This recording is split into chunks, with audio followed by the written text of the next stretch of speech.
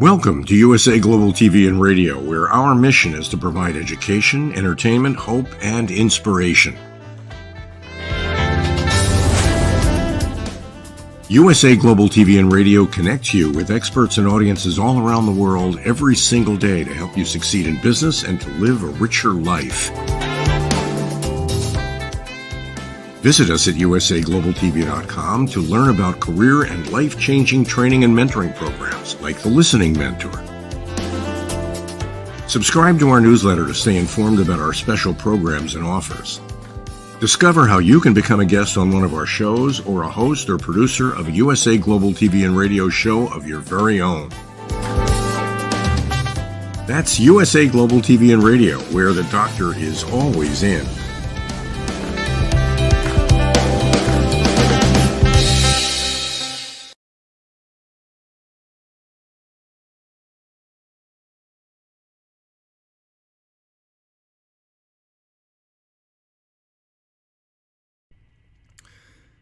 Hey, it's Robert J. Moore, Next Level.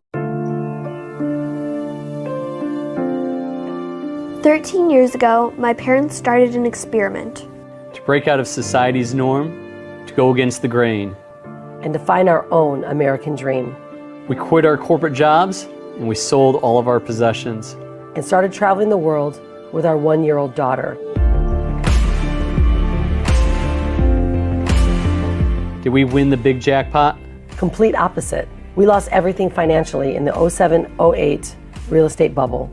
And like many others, we had to find a way to get our minds in a space of joy and abundance again. And to raise a child in a world that wasn't based on what you owned, what you drove, or where you lived, but who you were as a human being. Over the last 11 years, we've lived in over 48 countries. And have shown our daughter cultures, history, and how to build a business through experience and not a textbook.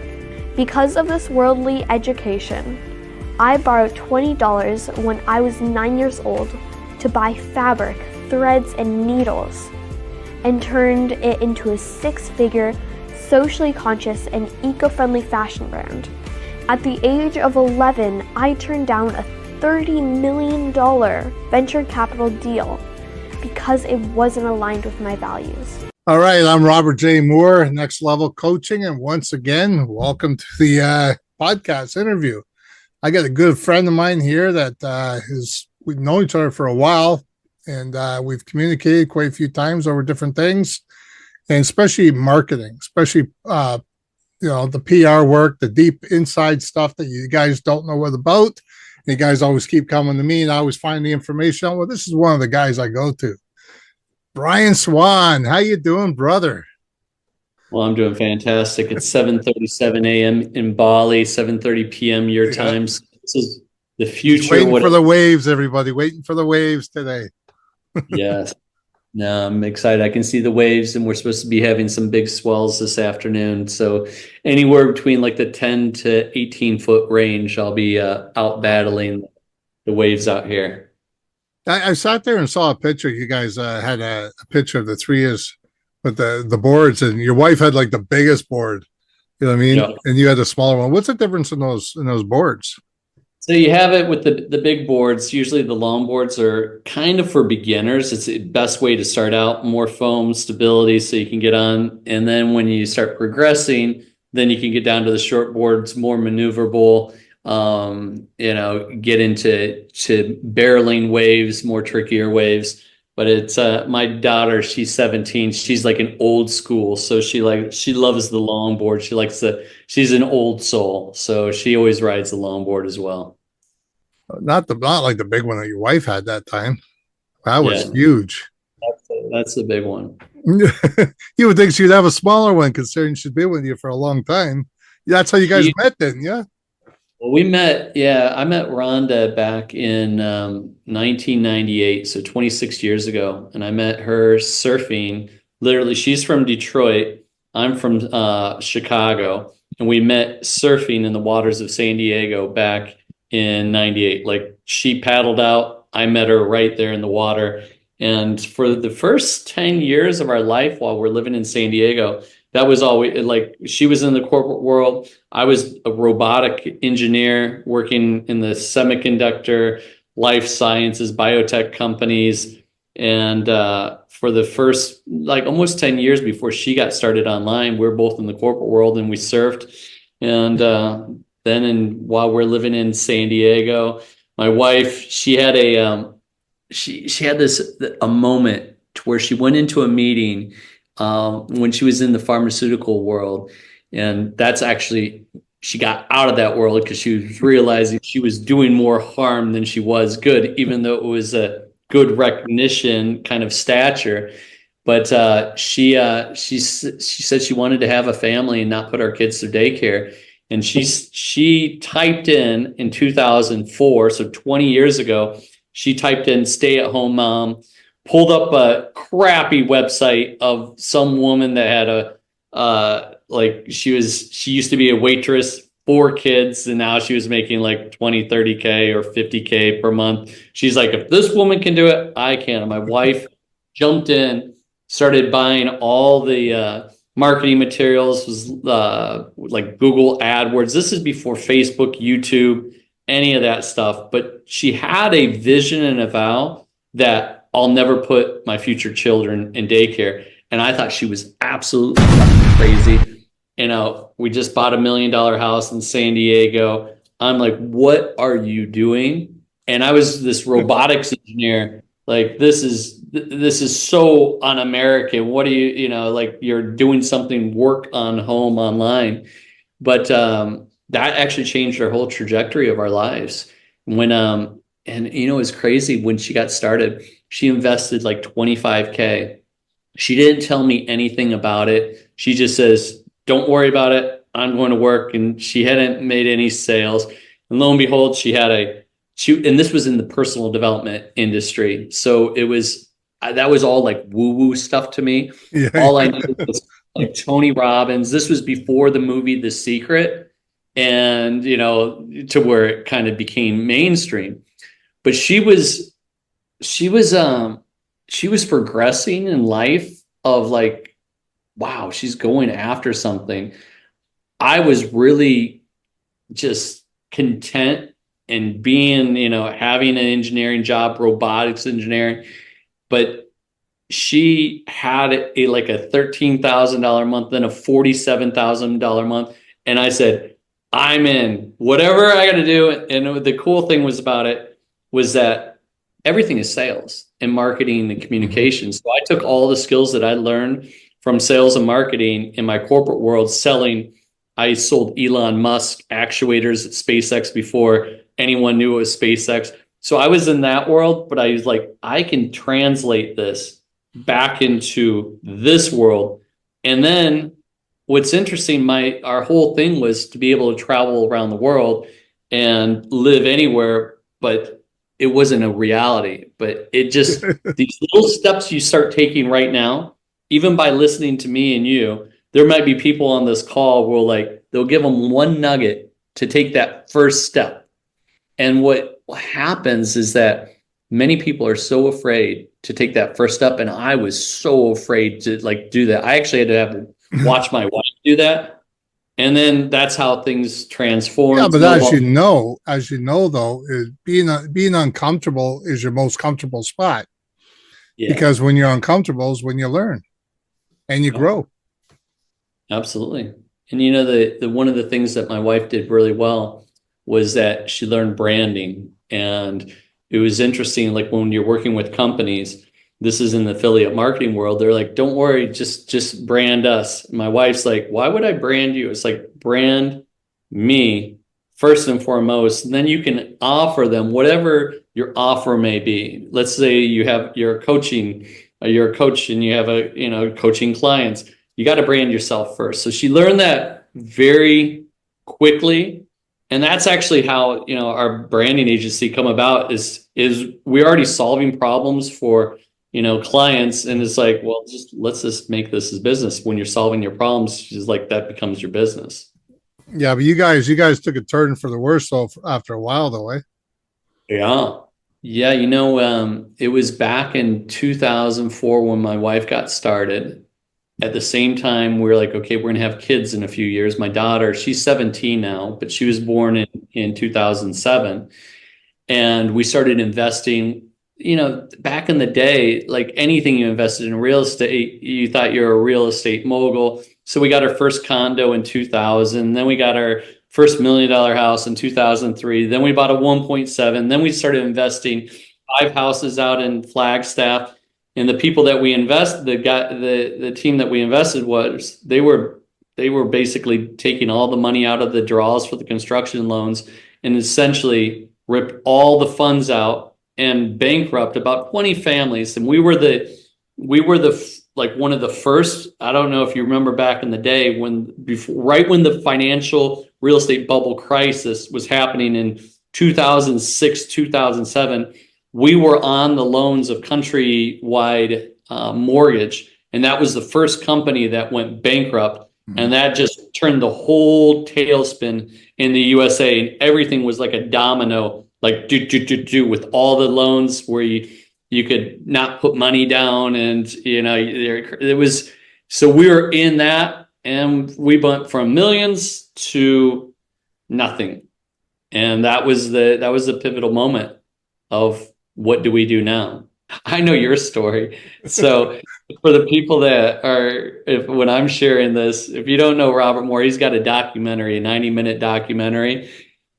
If you want to have excuses in your life and you want to get rid of them, watch his documentary. So I appreciate you and being able to connect over the last 10 years. And then we got together and started doing some work together during COVID, which has been a beautiful ride. And one of the first things you said to me is, do you ever sleep? Yeah. And it comes down to it. It's hard work. Yeah. Well, when you're in all those hats and everything else in your own business, and you don't want somebody else to do it because you're afraid they're going to screw up, but you're holding yourself back at the same time by doing all those hats. What do you do, right? So now it's basically, I've trusted other people. It's hard to trust other people to do your work. We were rocking. So when Rhonda started to getting momentum in the business, like we were having like her first big month was 47,000, then it was like 50, and then I joined in. I'm like, when we surpass both of our incomes, I'll come on. And so we were on this like ignorance on fire, right? So we're sharing it, and you start getting the haters. And when we lost everything, it was like putting your tail between your legs. People were like, they're like, even friends and family, no one really knew what we're doing. And it was like, I told you so. And it was interesting. The 4-Hour Work Week was a pivotal book that changed our whole trajectory. And I listened to the book many a times. And when we knew that we're going down, there's a chapter in the book that said the mini retirement, and it's being able to travel anywhere in the world as long as you have a business that's online or is automated or works. You can work anywhere around the world. And I was like, holy shit, this is something that we've always wanted to do, but we could never figure out how to actually do it. And when we're losing, I'm like, well, I said to my wife, I came home, I was listening to that chapter, and I said, what if we just got rid of everything, sold everything? And my daughter's only not even a year old. She's just probably 6 months old, right? Are you kidding me? Like we can't do this. And I was like, okay. And I backed off. And a month later, I'm riding my bike down the boardwalk in San Diego. And for some months later after that, it popped up out of the blue again. And I said, okay, talking to God, talking to the universe, call it whatever you want. I said, I'm listening now. This is the 3rd time. And so I put my computer down when we're going to bed. My daughter's asleep. I put the computer down. I put that chapter on in the book. And I said, honey, I want you to listen to it and don't go to sleep. I'm going to fall asleep. You listen to this and I'll wake up. We'll talk in the morning. I wake up at 2 a.m. She's not in bed.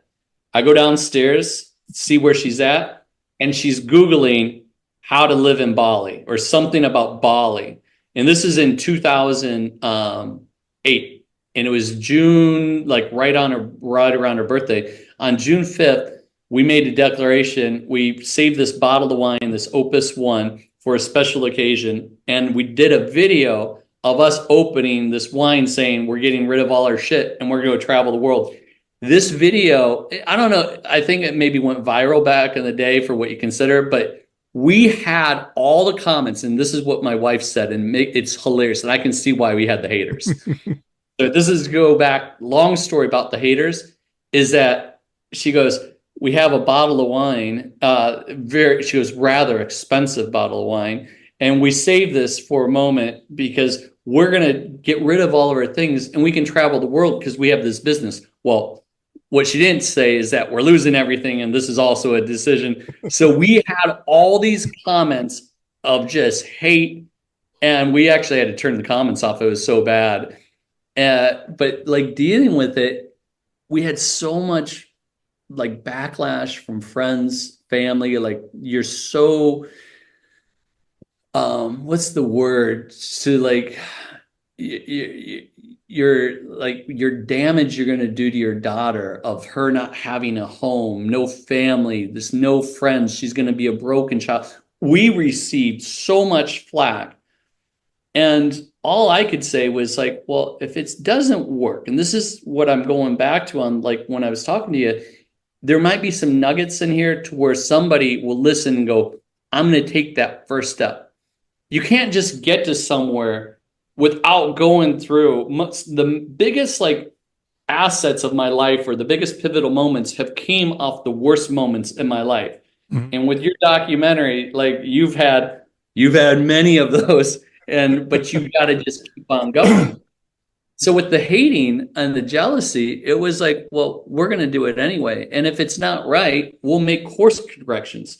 And most people will just not take that first step because of that fear of, oh, this could go wrong. Of course shit's going to go wrong. It always goes wrong.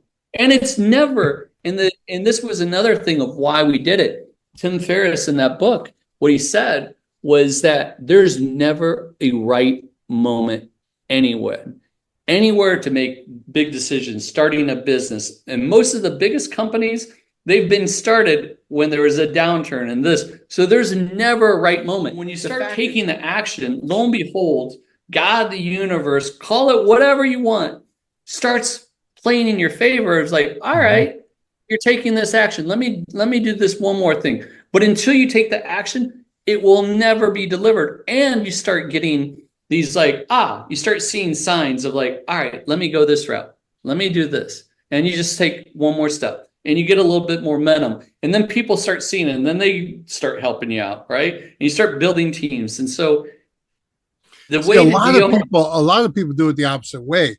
Like I was telling you the other day when we were talking, a buddy of mine was waiting for the crowd to grow before he grew. And you know how wrong that is. I mean, where are you going to go? I mean, you can't go nowhere if they're not going to grow. If you grow, you wean out the people that don't need to be there, and you actually attract the people that want to be there. Yeah. No, and you got to be the person that's doing. You got to be in charge. In order for to build a community, a tribe, of people that are standing behind you, is you have to lead. And we've been traveling for the last, since my daughter's one, so 16 years. When we got to Bali, it's we lived in 25 different countries, and then this has been our home base since 2015. And people will like, well, hey, it must be nice. I'm like, well, it's not nice. It's just like we've had to go through shit. We've had to get punched in the face, kicked in the balls. Yeah. It's like, it's not paradise. You got to do the work. And people see like an end result. But if you went along the journey, you can see what it kind of takes, right? And that's the thing. You got to get up every single day. I'm right there with you. What year did you get that plaque behind you? The $1 million plaque. That was 2017. We were, that was our first one. We got like, I didn't even know we had 4 of them until I went back into, I really didn't, I thought we had 3. And then I went back to ClickFunnels up in Boise, one of our our filmmaker, Dan. He's done a lot of our videos. So if you've seen videos over the years of traveling, especially the first 5 years, he traveled with us for 5 years. And wasn't he in Hollywood with you just recently?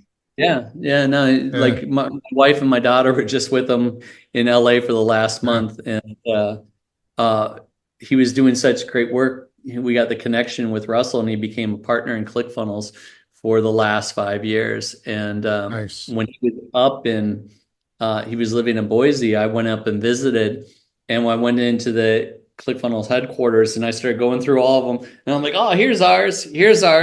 And then I'm like, I didn't even know we had this one. I'm like, we have to get that. So we have these, but this was this was kind of like the signature thing of Freedompreneur Academy when we when we got out of the affiliate marketing of like working with another company. We said, we're going to have our own company, and we're going to show people on what it really takes to be able to create a brand, create funnels, automation, marketing. So that was our Freedompreneur Academy. That was our first signature thing back in 2017.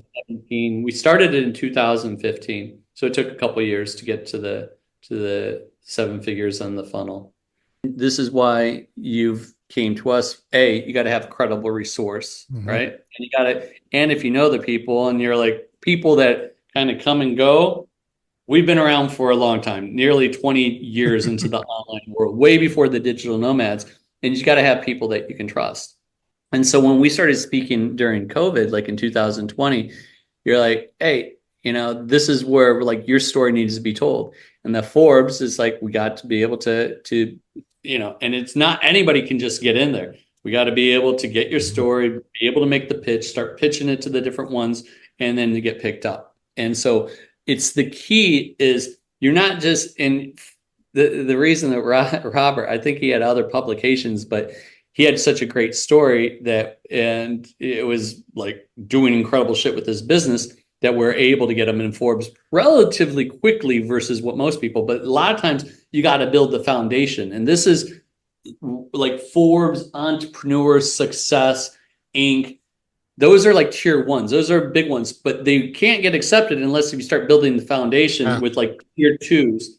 And the thing is, they have to be Google indexed. And so what I'm going to share on this is that like there's a DR ranking. So now I'm going to get a little nerdy, right? There's a DR ranking. This is coming from the engineering, just so you can get some context of it, is that on a DR ranking, it's a 0 to 100, 100 being Google. You can't get any higher than the highest search strength place. That's why they call it Google it. But what your DR ranking is, how credible is your website. And so like the tier ones, they have like Forbes is a 94. I think Entrepreneur is a 92. Inc. is somewhere around there.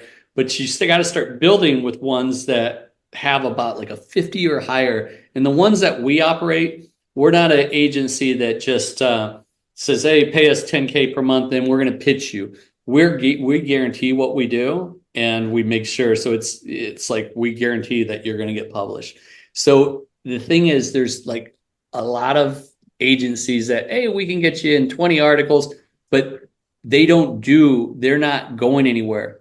They have to be able to show up on Google. Do you want me to show you a little bit? Sure, perfect. I show on the screen. And when I'm saying Google your name, so I'm just going to I pulled up a few sites. Like, for instance, this is my wife. She's my wife of 26. Well, I've been with her for 26 years. She started by herself online. I joined her. We're co-founders into the Unstoppable Branding Agency. And when I say Google your name, this is what I'm talking about. What pops up when you Google your name? So you got Rhonda Swan. This is what they call is kind of like your Google verification. So if you can put it in perspective, they're going to see like next level marketing, and then they're going to mark, or let's say Unstoppable Branding Agency. Well, okay, who's the founder? Okay, it's Rhonda Swan. Okay, shit, this is popping up, right?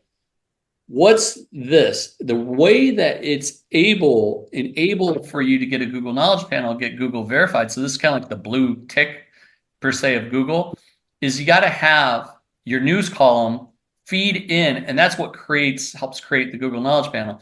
So more. And there's nothing here that's really sharing a couple images, but there's nothing showing on his. So what you want to do is start filling it in. And what we do is then we start creating, like you can see Robert's Forbes right here. Here's another tier 2. These are clients of ours. So it starts populating up on here. Lawrence is another. And the thing is, Lawrence, man, he has a huge company, like massive, but he came to us because he needed to be able to have the credibility of getting PR in order to build this out. Because before we started working with him, he had nothing on there, even though he had, I don't know if it was a $30 million business or whatever, but it doesn't matter. People are still going to judge a book by its cover by what you're seeing. Even mine, you can start seeing that. Mine's not as powerful, but we got the Google Knowledge Panel Entrepreneur. So that's like some of the main things of being able to use PR to leverage it. And when people are searching, they're going to make decisions on if they fill out your application by Googling. It gives you credibility and it gives you foundation while you're building online. But to go back to our thing, you got to take the first step in everything. Yeah, people have a hard time with that. Here's what we've for PR and what we're doing. I wanted to stick just on the PR side of things. Is for Robert and Next Level Coaching, we created something to where pretty much is the building block, the first step in order to get started and start having the Google know who you are. So even if you're just say a nobody or has nothing out there, the building block is at least getting 5 to 6 tier 2s. And what we did is we created an offer specifically for Robert and Next Level Coaching. So we created this specifically for Robert on Next Level Coaching. What a steal. Well, this is typically it's much more, but we're working with you. And this is the big thing is you got to be able to have referrals and the fact that you've trusted us, you got your Forbes thing. And there's so much PR can be dirty. There's a lot of agencies. We can get you so many articles. But the thing is, if they're not Google indexed properly or Google publications, they're going to sit out there in no man's land and no one will know who you are. So true. And that's our branding thing is like you're going to be the world's best kept secret. So what we want to do is make you not the world's best kept secret, but actually having you being able to be shown. So what we did, this is like the starter package just to get your feet wet. And this is where it starts at. We can lead up to Forbes or USA Today Inc. But what we have to do is we have to take the first step and you get your foundation. Once we do this, it's typically, and the reason we put it 6 and not 5 is typically is 6 is when it starts to trigger for the Google Knowledge Panel to start to create it and you can claim it. So this is our package right here, tier 2 feature article, specifically for Next Level Coaching with Robert. So you just got to go through him. He'll send you to us and our team works with you directly. We, our PR staff, we create the angles, the title, and then it gets approved from each one of you. Drifts written, published, and we give you marketing materials too, which is really cool. Guys, they're right on the ball when they work with you. They're right on the ball. And you get a one-on-one PR strategy call for the first few months. You don't have to have your ducks in order to be with them. They'll walk you through everything. Yeah. No, that's when I first did my entrepreneur thing. Well, I was so scared and stuff, and then they just walked me through it. And I'm like, it's cool. We do the work for you. And we have a team. You'll have your own dedicated PR manager and they write them. All right, my man. I got 5 minutes before I got to jump on to my next call. Well, listen, I appreciate your time and say hi to the wife and your child there. Not much of a child no more at 17 years old. An adult. All right, Brian, thank you for your time. And cheers, brother.